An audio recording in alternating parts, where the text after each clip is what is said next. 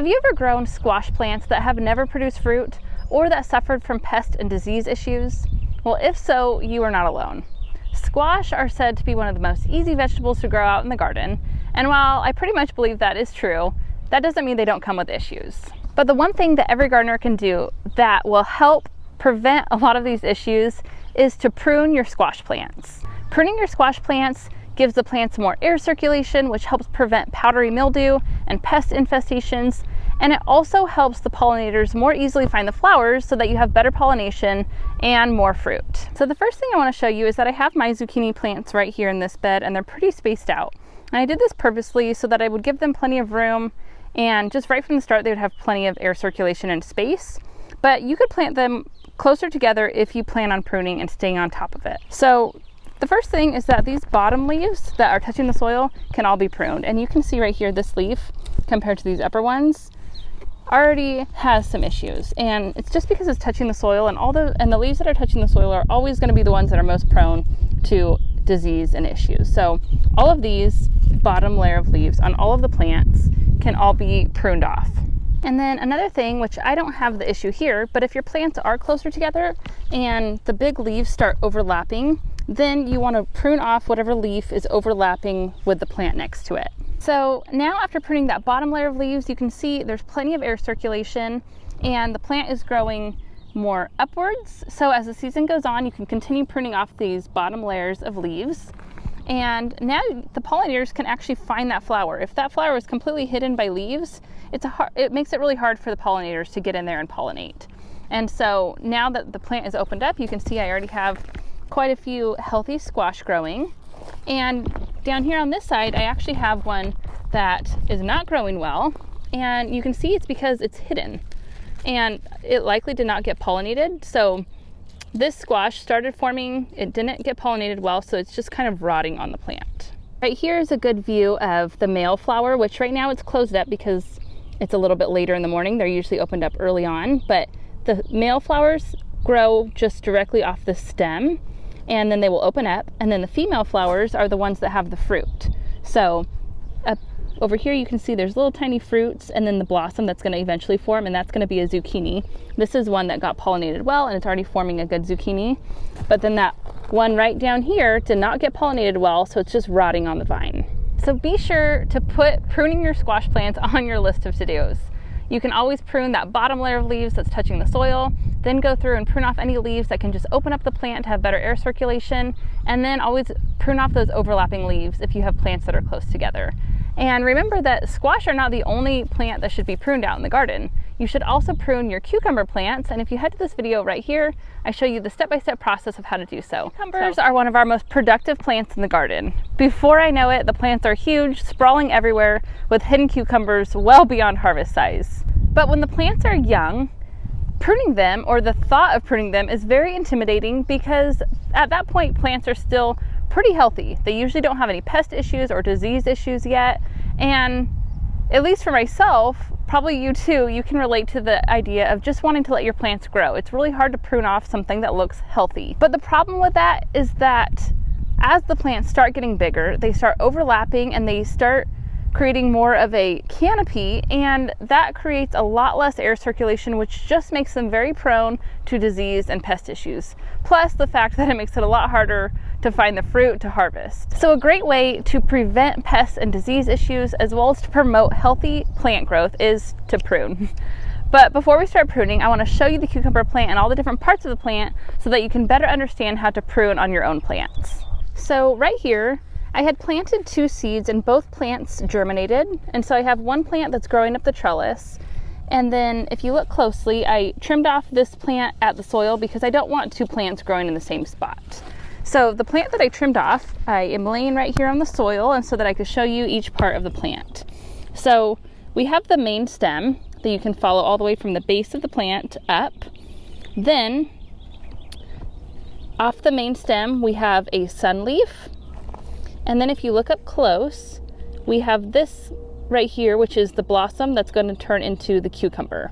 Then in this same junction, we have a sucker, which if you follow up, you can see also has the little spot where it's going to bloom and produce another cucumber.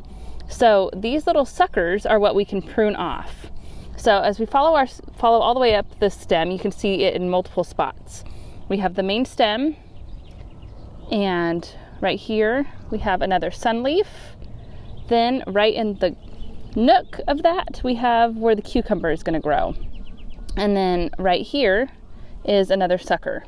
So you can see how quickly these plants can just get out of control. This is one plant, and I just trimmed off the whole plant, and it already has suckers and leaves and cucumber blossoms all over the place. And then the other part of the cucumber plant is the tendrils, and the tendrils are what are going to help support the plant and help attach themselves to the trellis. So right here you can see this one's already wrapped itself around the trellis to help support the plant. Right here it's done the same thing. Here's another one off the top. So the tendrils are just the supporting part of the plant.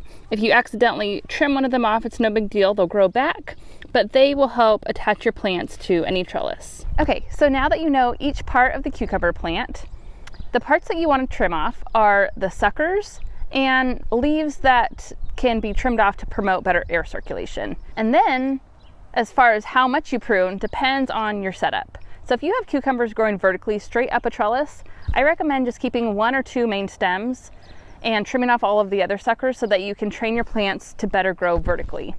However, if you have them growing just in a raised bed or in the soil, just sprawling, you can leave more of the suckers and let more vines produce off that one main stem.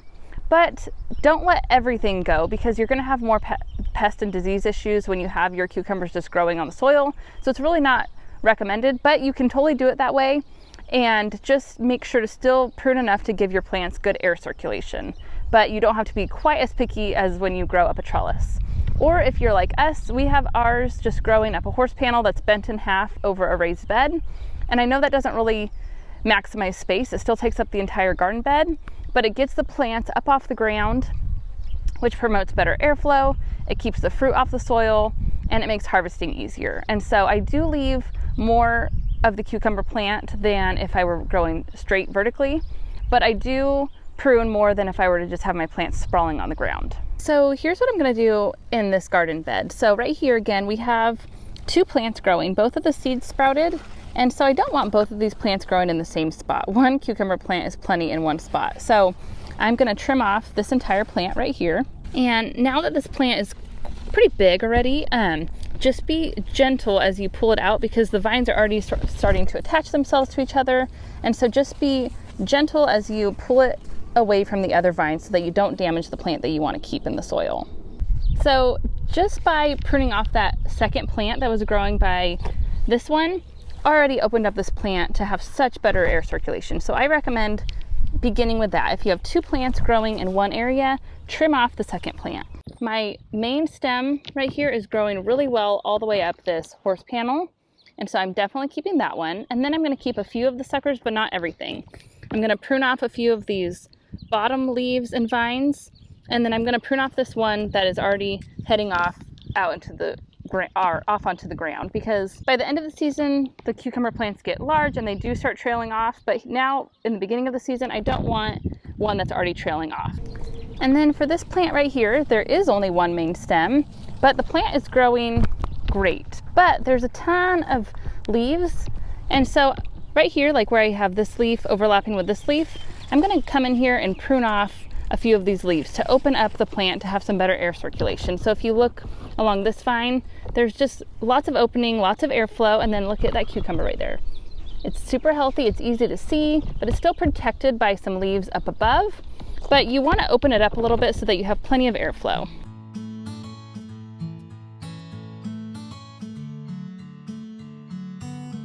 So remember, as you're out in the garden pruning, it's not just a one-time task. You should prune all throughout the season, because your plants are going to continue to grow and produce more foliage. And so you always want to be out there trimming off a few leaves here and there to promote better air circulation. It makes it so much easier to see the fruits when you need to harvest, to notice pest issues.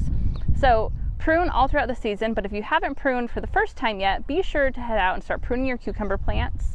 One of the things that happens later on in the season when the plants get very overgrown is that you will end up with fruits that totally get missed. I've ended up with cucumbers that are like the size of a football or larger, and they are not ideal for eating.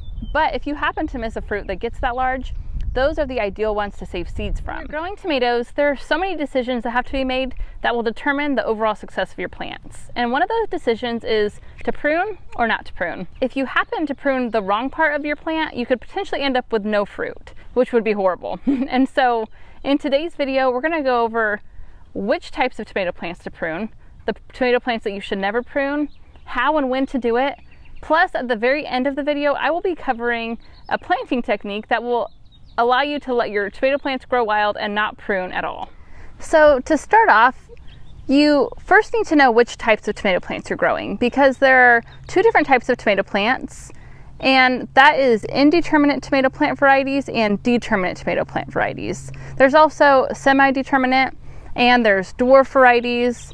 But for the sake of this video, you really just need to know whether your plant is an indeterminate variety or a determinate variety. And the difference between the two is based on how the plants grow. So indeterminate tomato varieties, for example, a Better Boy and an Early Girl, and almost all heirloom varieties are indeterminate.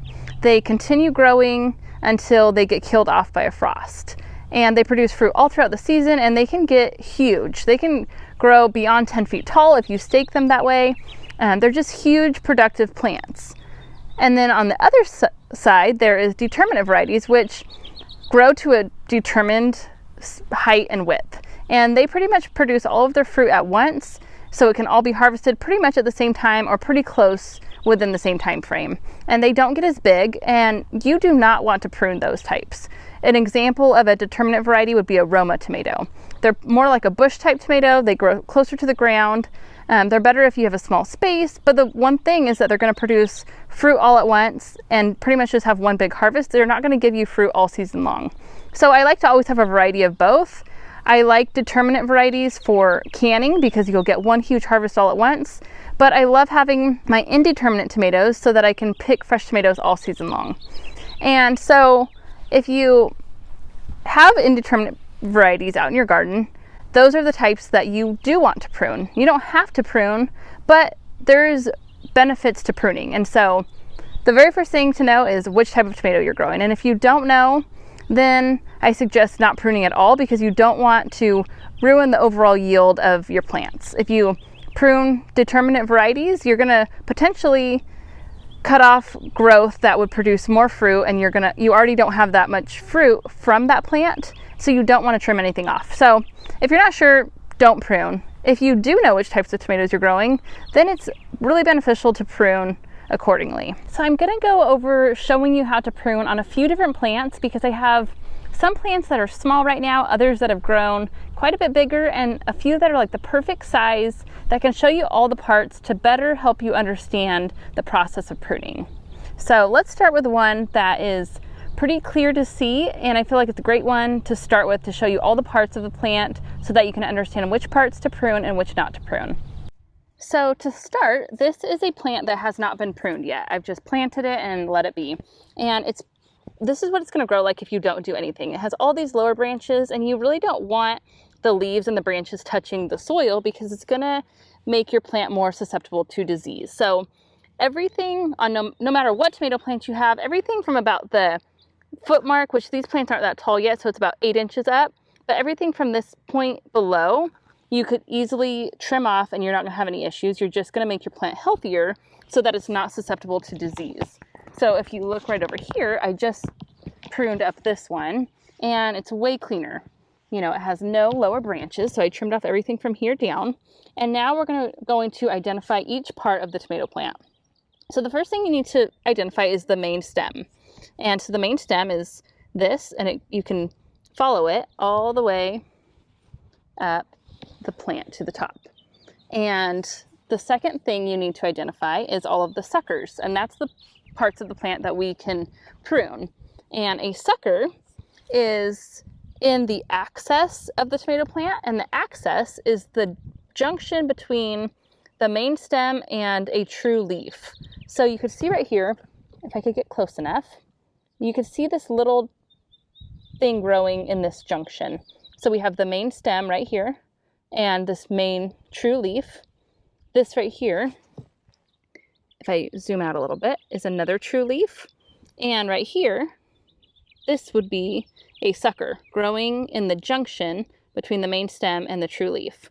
So right here we have a little tiny sucker, and you can just pull that off with your thumb and index finger. However, this one has gotten to be pretty big already, and so I'm actually going to leave it on this plant, and I will explain why in just a little bit. But if you wanted to trim this one off, you could, and I would use sharp, clean shears and trim that off. And then if we follow our way up the plant, you can see right here is another sucker. So this is the main stem, this is a true leaf, and right in the junction is another sucker. And then the most important part of the plant is where the flowers form, which are the fruit clusters. And you can see right here, it's its own branch, and that's what forms the flowers and the fruit. So you definitely don't ever want to trim those off. So depending on how much space you have is going to determine how many suckers you want to leave on your tomato plants. The more suckers you leave gives you the possibility of having more fruit, which is great. However, if you don't have as much space, you want to keep your plants more cleaned up so that they're smaller and they can be closer together without the risk for disease and plant issues. However, out here where I am, I have this large space, and so I'm choosing to leave more suckers on these plants so that they can develop into potentially more fruit for the plant, because I have the space, and these tomato plants are spaced far apart. I have them about 4 feet or more apart out here. But when I get over to my tomatoes in my raised beds, they're a lot closer together, and so I'm going to be more picky, and I'm going to prune more so the plants stay a little bit smaller and more cleaned up. So one quick thing that I wanted to point out to you that I just noticed for myself is what a difference I'm having with my tomatoes in my raised beds versus straight in the ground. So typically I always plant my tomatoes right here where I'm standing. You can see I have these really long rows, and I have plenty of space to grow tomatoes, and they can kind of just grow wild. This year we are being very intentional about pruning because I want to try to keep them a little bit more in control. However, I have tomatoes that are right outside our front door in an Olive Garden's raised bed, and I have 2 of them. I am really loving them. It's the first year I've planted anything in raised beds right near our house. Usually I just have everything out here in this garden. You can kind of see a quick little look around. Anyways, the tomatoes in my raised beds are really growing so much better than out here in the ground. Obviously, I had fresh new potting soil and soil amendments that I mixed together. So they have a really good mixture of soil that has never been planted in before. So it's full of nutrients for the plants, but I'm just really amazed at the difference in size. So I'm going to show you the size difference. These plants were planted on the same exact day. However, the ones in the raised beds are doing 10 times better. So this here is a Better Boy tomato that is planted directly in the ground out in the garden, and it's growing pretty good, but it's still pretty small. And then I'm going to compare it to the one that's in the raised garden bed. And then this here is a Better Boy from the same batch of tomatoes that was planted on the same exact day, but it's just growing here in my Olive Garden's raised bed and growing so much better. You can see pretty much everything is really growing well in here. This tomato is really taking off, but they're just much bigger than the ones that are planted out in the ground. Okay, so as you're pruning your tomato plants, here are a few important tips to remember. Each sucker will produce more flowers, which means more fruit, but you don't want to keep all the suckers on the plant. You want to keep a few so that you can have more fruit, but you don't want to keep too many or your plant's quickly going to get out of control. Each sucker can produce a sucker, which can produce another sucker. And you can see how quickly that would get out of control, and that's how plants get huge and crazy and wild and all over the place. So you want to keep them neat, and so trim some suckers, but not all of them. The other thing to keep in mind is that once you prune for the first time, you don't have to go crazy the first time. You can come back in a few weeks and prune again. In fact, it's actually a better practice to prune the first time when your plants are just big enough and starting to set some fruit so that you could see everything clearly, and then come back out in a few weeks and prune again, and possibly even a few more times throughout the summer. So by now, I'm sure that you can agree that pruning your tomatoes is pretty beneficial. However, I will be honest to say that I have not been very good about it in the past. I sometimes prune off the bottom branches to get them up off the soil, but beyond that, I haven't really done much in the past. And I will say my tomatoes have grown huge, had tons of tomatoes, and have done pretty well for no pruning. And sometimes it's kind of nice to just let them grow and produce as much fruit as they possibly can and not pay that much attention to them. I have a lot of space, as you can see right here behind me. And when I plant my tomatoes, I tend to just plant them and kind of let them go. But this year I want to be more intentional about it because I want things just cleaned up. I I can't handle when things are totally out of control because it gets a little bit overwhelming for me, and so I don't love to let them go out of control, but that is what I typically do. They just have plenty of space and I let them grow wild. But there is a few reasons why you obviously don't want to do this, and that's because you're going to have more issues with pests and disease. And if you're limited on space, it's not really a great idea.